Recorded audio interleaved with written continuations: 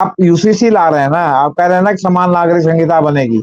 मैं कह रहा हूं वो समान शिक्षा संहिता क्यों नहीं बन रही, जिसमें चाहे जिस कम्युनिटी का बच्चा हो उसको समान शिक्षा जो है वो जो क्या क्या कहते हैं केजी, लोअर केजी या प्रेप से जो मिल रही है, समान प्लेइंग फील्ड दीजिए और फिर आप कंपटीशन करा के देखिए। फिर देखिए 5 साल 10 साल का समय दीजिए, फिर देखिए कि मेधा में कौन आगे है और कौन पीछे है। आप इक्वल लेवल फील्ड भी नहीं देना चाहते, आप आरक्षण भी नहीं देना चाहते, आप नौकरियों को सिक्योर करके लेटरल एंट्री से बिना आरक्षण के लोगों की भर्ती कर रहे हैं। अब आपने ये नहीं सुना होगा, मैंने तो सुना, कई लोगों का फेसबुक में हमने सवर्ण मित्रों का देखा, मित्रों इसलिए कह रहे हैं कि मेरे मित्र नहीं है लेकिन अब फेसबुक में दिखाई पड़ा इसलिए मैं कह रहा हूं जी। कि चंद्रयान जो गया वहां आरक्षण नहीं था इसरो में।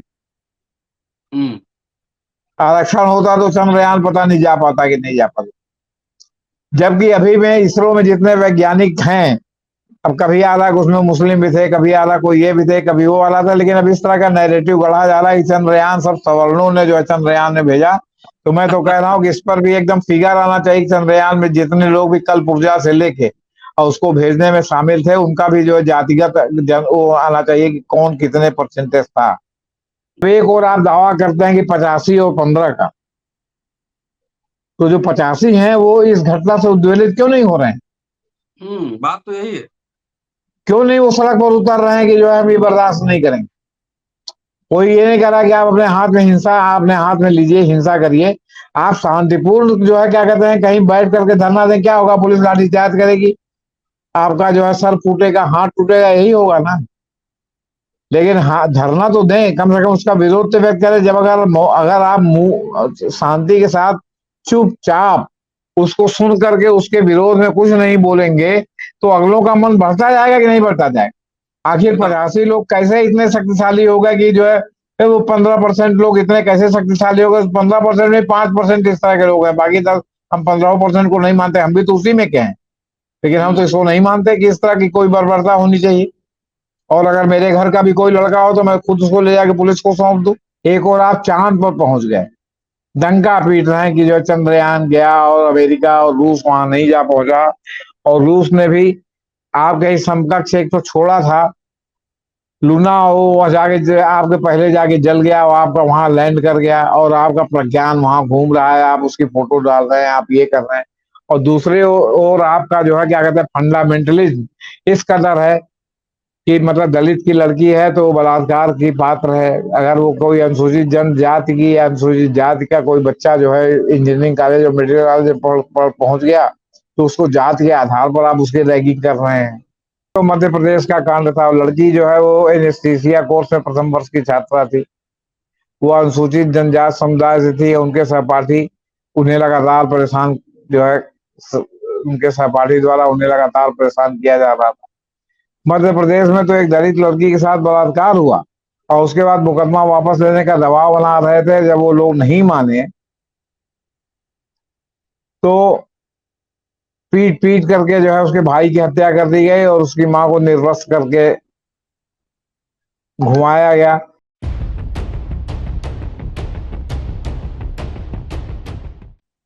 मध्य प्रदेश लंबे समय से, तकरीबन 2 दशक से वहां पर बीजेपी की सरकार है। चुनाव का समय भी है, लेकिन दलितों पर हिंसा का मामला कम होते नजर नहीं आ रहा है। सीधी कांड आपने सुना ही था, सीधी कांड, जहां पर एक आदिवासी युवक पर एक ब्राह्मण बीजेपी कार्यकर्ता व्यक्ति ने माथे पर पेशाब कर दिया। इसके बाद एक और गंभीर और चौंकाने वाला मसला सामने आया है। मामला है यौन उत्पीड़न का केस वापस नहीं लेने पर भाई की हत्या और मां को निर्वस्त्र करना। मामला बहुत संगीन है। क्या मामा यानी शिवराज सिंह चौहान दलितों की सुरक्षा में नाकाम है? ये है मसला। लगातार इस तरह की घटनाएं वहां से आ रही हैं। क्या है मसला, पूरे समझने की कोशिश करेंगे। जेपी सिंह साहब मौजूद हैं, वरिष्ठ पत्रकार हैं, संपादक और वकील भी हैं। इनसे समझेंगे कि क्या है मसला, क्या सरकारी तंत्र, पुलिस प्रशासन, ये सब वहां पे एक तरह से असफल होता दिखता नजर आ रहा है। स्वागत है सर। नमस्कार। नमस्ते सर। जी सर। जी सर, देखिए, कुछ तो हमारे समाज में जो वैदिक परंपरा से जाति वैमनस्य से चला आ रहा है, ऊंच नीच, छुआछूत, गोत्र, सगोत्र, ये सब दुनिया भर की जो है वो क्या कहते हैं भेदभाव, सब तमाम चीजें चली आ रही हैं। लेकिन जिस तरह पश्चिमी प्रभाव से खुलापन समाज में आया है, वो खुलापन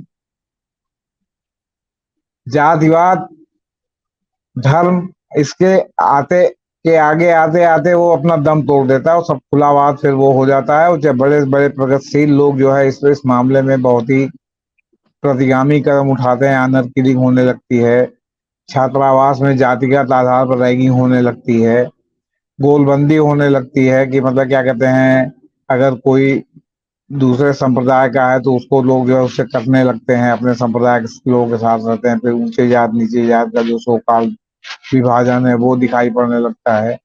फिर वहां सब हिंदुत्व या वो सब तिरोहित हो जाता है। और ये केवल हिंदुओं में ही नहीं है, ये सभी में है। कि ईसाइयों में कहते हैं कि जो है तुम डोम क्लैन से आए हो इसलिए जो है तुम जो है तुम्हारी हड्डी जो है अशुद्ध है। हम पंडित क्लैन से आए इसलिए हमारी हड्डी ज्यादा शुद्ध है। हम राजपूत क्लैन से आए हैं, हम जमींदार क्लैन से आए हैं, तुम जो है वो क्या कहते हैं दलित क्लैन से आए हो। मुस्लिमों में कहते हैं सिया सुन्नी का तो है ही, एक को खटमल कहते हैं, एक को मच्छर कहते हैं, है ना।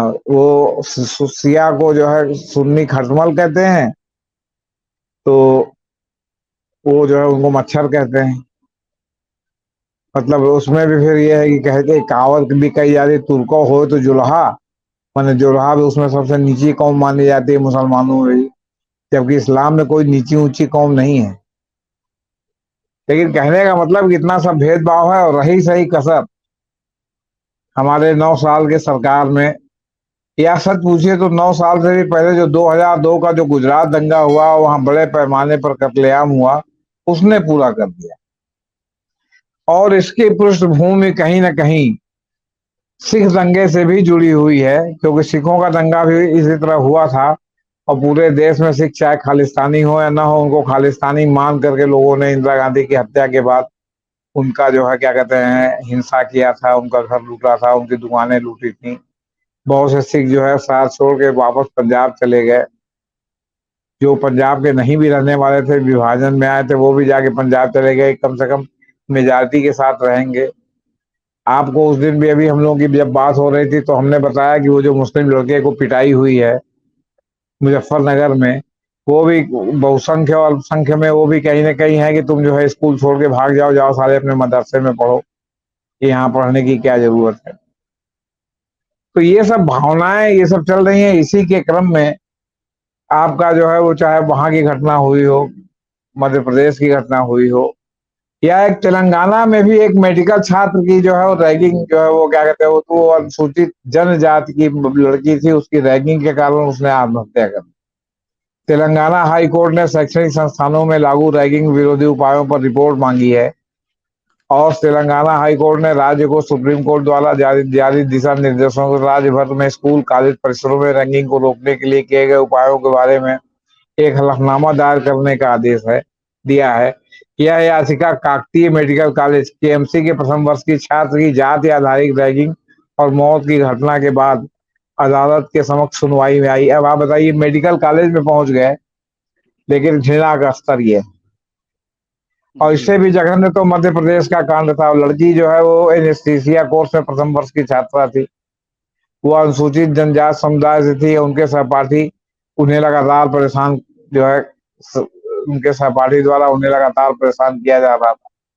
मध्य प्रदेश में तो एक दलित लड़की के साथ बलात्कार हुआ और उसके बाद मुकदमा वापस लेने का दबाव बना रहे थे। जब वो लोग नहीं माने तो पीट पीट करके जो है उसके भाई की हत्या कर दी गई और उसकी मां को निर्वस्त्र करके घुमाया गया। इसी तरह से जी मिलती जुलती घटना बैकवर्ड पटेल कम्युनिटी के साथ यहाँ हुई थी, इलाहाबाद में 12 में, जब एक जो है मतलब बूढ़ी औरत को जो है नंगा करके शिवपतिया को जो है पूरे उसमें घुमाया गया था और बड़ा बेतंदा हुआ था। करीब 30-25 साल पहले की बात है ये। हाँ 25 साल, करीब 25-30 साल पहले की बात है। तो अब ये है कि जो समाज का क्रूरतम मतलब जो वो है कि अब मान लीजिए स्कूल में अगर बच्चे ने होमवर्क नहीं किया तो टीचर उसको पिटवाने लगे, टीचर उसको निर्वस्त्र करके बेत बेत मारे, टीचर उसको जो है क्या कहते हैं निर्वस्त्र करके सिगरेट से दागे। तो ये सब क्या है? ये सब समाज में जो क्रूरता है और जो फ्रस्ट्रेशन व्यक्ति के अंदर है, और वो फ्रस्ट्रेशन कहीं ना कहीं दूसरे पर निकलता है, तो दूसरा तो उससे उसका जो है जानलेवा हो जाता है या जो उससे प्रभावित हो जाता है। हम कहाँ जा रहे हैं? हम सभ्य समाज हैं या असभ्य समाज है? एक और आप चांद पर पहुंच गए, डंका पीट रहे हैं कि जो चंद्रयान गया और अमेरिका और रूस वहां नहीं जा पहुंचा, और रूस ने भी आपके इस समकक्ष एक तो छोड़ा था लूना, वो जाके आपके पहले जाके जल गया, वो आपका वहां लैंड कर गया और आपका प्रज्ञान वहां घूम रहा है, आप उसकी फोटो डाल रहे हैं, आप ये कर रहे हैं। और दूसरे ओर आपका जो है क्या कहते हैं फंडामेंटलिज्म इस कदर है कि मतलब दलित की लड़की है तो वो बलात्कार की पात्र है। अगर वो कोई अनुसूचित जनजाति की या अनुसूचित जाति का कोई बच्चा जो है इंजीनियरिंग कॉलेज और मेडिकल कॉलेज पहुंच गया तो उसको जाति के आधार पर आप उसकी रैगिंग कर रहे हैं। जबकि ये खुलेआम है कि अगर किसी को जाति के आधार पर आपको उत्पीड़न करते हैं तो सीधे सीधे SC/ST एक्ट आ जाता है। तो उसमें भी जज साहब लोग आए दिन कुछ ना कुछ जो है उसमें ऐसा फार्मूला निकालते हैं क्योंकि जो उसको जो है डाइल्यूट करता जाता है, डाइल्यूट करता जाता है, डाइल्यूट करता जाता है और कुछ दिन में निष्प्रभावी हो जाता है। तो अब यह है कि आपने जात सूचक शब्द का प्रयोग किया तो सार्वजनिक रूप से किया, किसके सामने किया, सब उसकी गवाही होनी चाहिए। और नहीं होगी तो जात सूचक शब्द का इस्तेमाल किया कि नहीं है किया ये माना ही नहीं जाएगा, माना जाएगा कि अनर्गल आरोप लग रहा है। तो इस तरह जो कड़े कानून है उनको इस तरह डाइल्यूट किया जाता है। पॉक्सो में आपने फांसी की सजा का प्रावधान किया और धीरे धीरे उसको आप जो डाइल्यूट करके आजीवन कारावास दे रहे हैं। अगर नीचे से फांसी की सजा में मिली उसमें भी आपने तमाम किंतु परंतु के साथ दिशा निर्देश जारी कर दिया, और अगर किसी जज ने उस दिशा निर्देश के अनुसार फांसी की सजा नहीं दी तो उस पर स्ट्रक्चर पास हो जाता है हाई कोर्ट में, सुप्रीम कोर्ट में, साहब आपने उस दिशा निर्देश का पालन नहीं किया। इन सब पैरामीटर्स में ये फांसी का केस नहीं है। तो एक और आप दिखाने की कोशिश करते हैं कि हम बड़ी कड़ाई से निपटेंगे और दूसरी ओर आप जो है उसमें क्या कहते हैं डाइल्यूट कर देते हैं और सब मामला सांप हो जाता है। यही मामला SC/ST के साथ है, यही मामला पॉक्सो के साथ है, यही मामला महिलाओं के के साथ है, यही मामला जितने कमजोर तबके के लोग हैं उनके साथ है। सवाल इस बात का है कि हम जब जंगली समाज में बदलने के लिए अपने को जो है क्या कहते हैं लगातार एक और हम चांद पर पहुंच रहे हैं और दूसरी ओर अभी जंगलपना हमारे अंदर बढ़ता जा रहा है, तो इस विरोधाभास को कैसे हम निरूपित करेंगे? तो कहने का मतलब है कि जहां सेखी बघालना हो वहां चंद्रयान लोग पहुंच गए, और जहां आपको जो है क्या कहते हैं इस तरह का मामला आ जाए, अनर किलिंग का मामला आ जाए, इस तरह की बात आ जाए, वहां आप अभी भी जो है क्या कहते हैं बर्बर सभ्यता से ऊपर नहीं उठ पा रहे हैं। या जब आंख के बदले आंख और कान के बदले कान का दंड देने की जो है मतलब परंपरा थी, प्रथा थी। ये स्थिति है सर।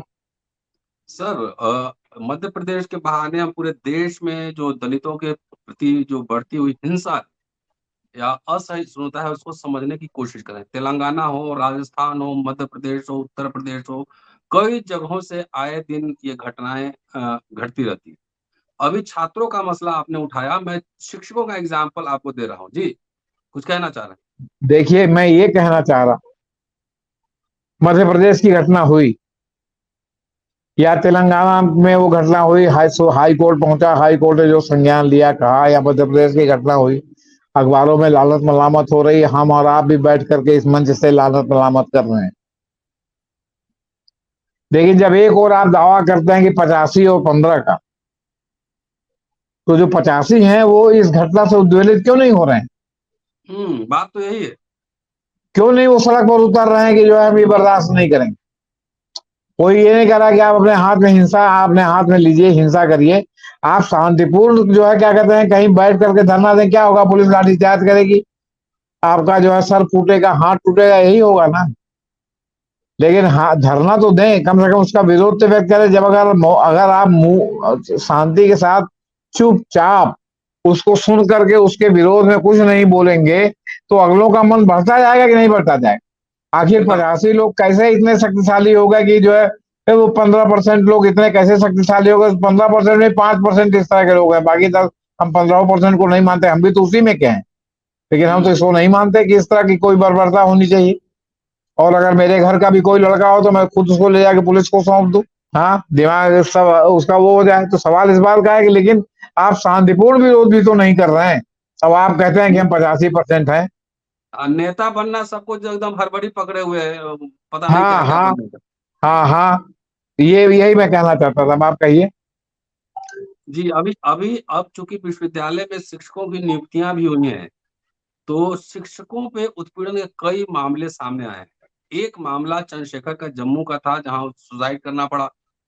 दूसरा अभी मैं बता रहा हूं, डॉक्टर रितु सिंह है, जिनको नौकरी से निकाल दिया गया। प्रिंसिपल के अगेंस्ट एट्रोसिटीज और फॉर्जरीज में एफआईआर दर्ज हुआ, चार्जशीटेड है, लेकिन न तो पुलिस की तरफ से कोई कार्रवाई हुई है और न विश्वविद्यालय प्रशासन की तरफ से कोई कार्रवाई हुई है। ऑलरेडी वो दौलत राम कॉलेज में, दिल्ली यूनिवर्सिटी में प्रिंसिपल बनी हुई। एक अभी का मामला है, बीएचयू में एक महिला प्रोफेसर है, शोभना नरलीडकर, वो मीडिया डिपार्टमेंट की हेड है।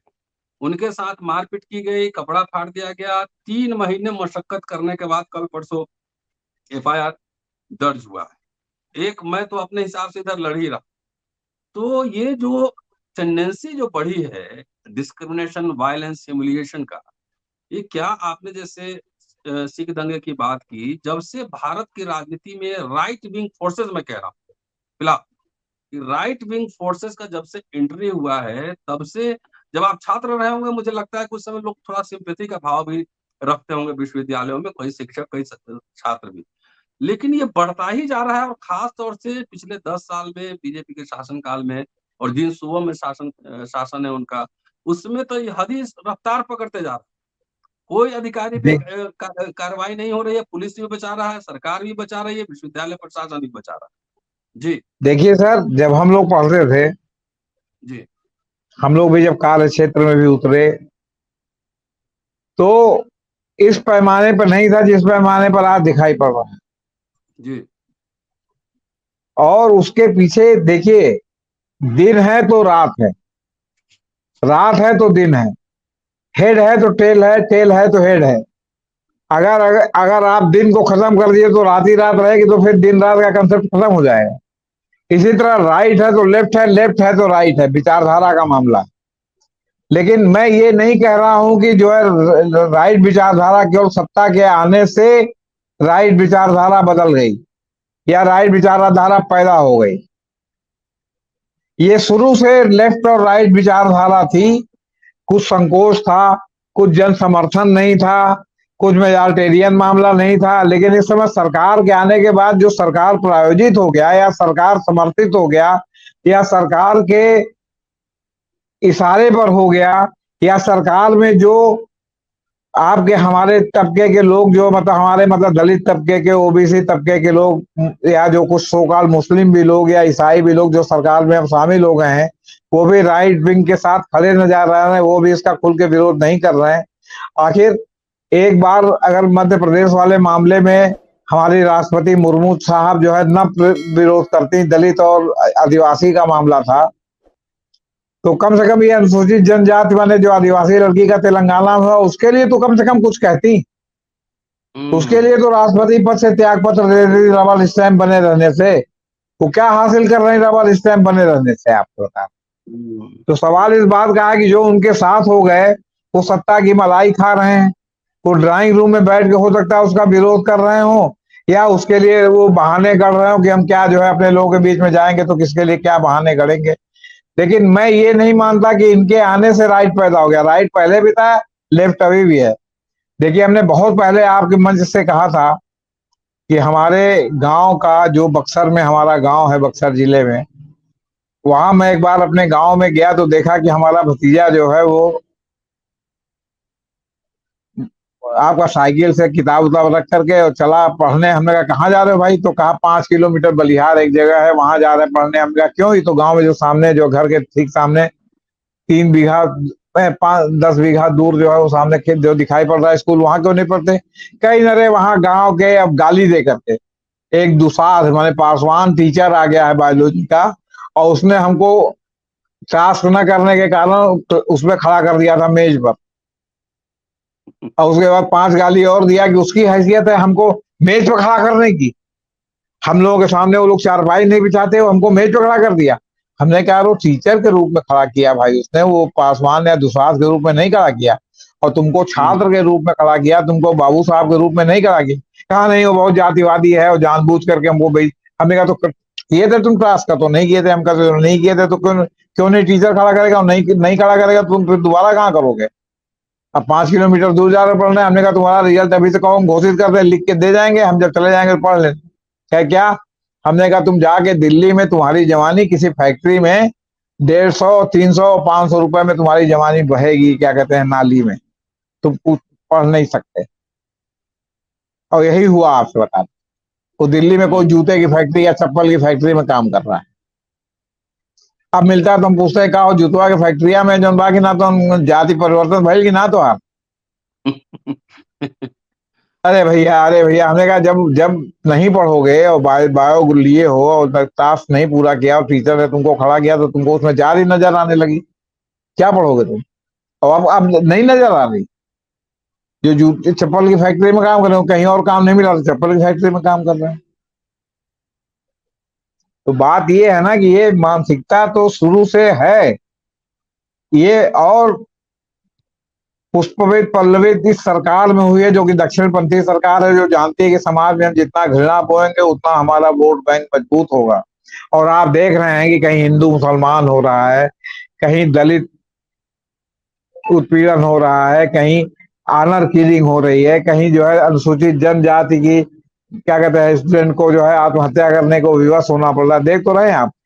हमारा अराजकता की चरम सीमा में हम लोग गुजर रहे हैं। क्या बचा हुआ है ये बताइए साहब। सर एक आखिरी सवाल। जी आप बक्सर के रहने वाले हैं, बिहार का मैं भी रहने वाला हूँ।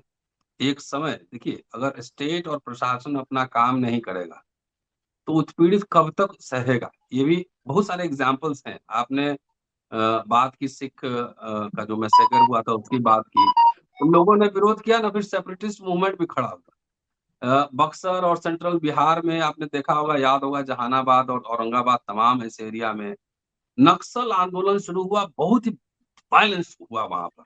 अब जाके दोनों पक्ष ये बात समझ गया कि इसमें कुछ नहीं तो ज्यादा इधर उधर अब नहीं करता है। तो किस दिशा में लोग समाज को ले जाना चाह रहे हैं? उस दिशा से पहले आप ये सोचिए कि जब नक्सल आंदोलन नहीं जब तक हुआ था, जब तक कामरेड विनोद मिश्रा ने कार्य क्षेत्र भोजपुर को नहीं बनाया था, और भोजपुर से जहानाबाद तक जो उन्होंने जो आपके दलित पिछड़ों और जो है उनमें जो अल्पसंख्यक उसमें जो है वो जो जगाया उन्होंने, जिसके कारण लोगों में रेजिस्ट करने का एक वो पैदा हुआ, जज्बा पैदा हुआ। जैसे कि अभी आपको हमने कहा ना कि मध्य प्रदेश की घटना हुई या तेलंगाना की घटना हुई, तो वहां उसी कम्युनिटी के लोग शांतिपूर्ण विरोध प्रदर्शन भी क्यों नहीं उन्होंने किया। डीएम को ज्ञापने देते कि साहब ये हमारे समुदाय के साथ बहुत जो है नाइंसाफी हो रही है, तो सब अपने घर में चुपचाप बैठे रहे। सब ये डरते रहे कहीं उनको नक्सलवादी कह के जो है मतलब पुलिस जो है ठोकने ना लगे। तो सवाल इस बात का है कि बात वही है ना कि गुलामी की तो फिर बहुत बढ़िया मतलब रसगुल्ला मलाई चाप रहे थे आप, आपको आजाद होने की क्या जरूरत थी? आप गुलाम अभी भी बने रहते अंग्रेजों के। आपने कहा कि हम आधी रोटी खाएंगे, हम नून रोटी खाएंगे, लेकिन हम जो है गुलाम नहीं रहेंगे, हम आजाद होंगे।